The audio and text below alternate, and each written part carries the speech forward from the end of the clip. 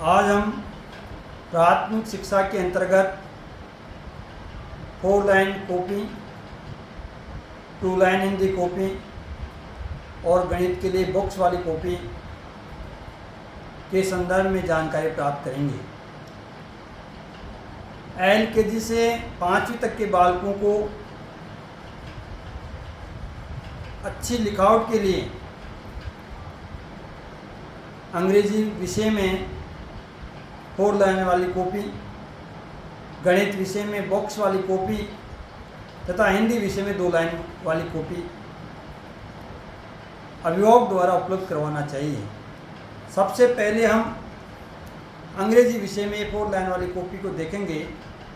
इस 4 लाइन वाली कॉपी में बालकों को अंग्रेजी के A to Z तक लिखना आना चाहिए। इसमें इस बात का अभ्यास होना चाहिए कि मध्य की 2 लाइन में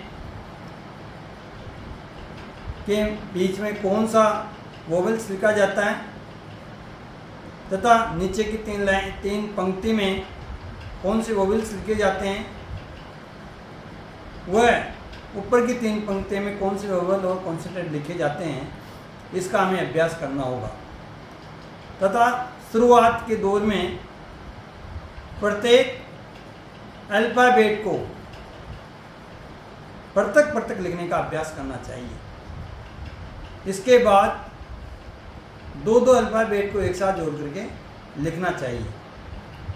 प्रथम बार में A को A से जोड़ के लिखना चाहिए, B को B से जोड़ के लिखना चाहिए, C को C से जोड़ करके लिखना चाहिए। इसी प्रकार से गणित विषय में हमारे को बॉक्स वाली कॉपी को काम में लेना चाहिए। जिस प्रकार से ये शब्द लिखे हुए हैं वैसे प्रत्येक डिजिट को अलग अलग बॉक्स में लिख करके अभ्यास करना चाहिए। वह हिंदी विषय में 2 पंक्ति वाली कॉपी को काम में लेना चाहिए। साथ में हमें ये भी समझना होगा कि कक्षा 5वीं तक के बालक को हिंदी विषय में प्रत्येक अखबार चाहे वह दैनिक भास्कर हो, राजस्थान पत्रिका हो, दैनिक नवज्योति हो, समाचार जगत हो, अच्छी तरह पढ़ना आना चाहिए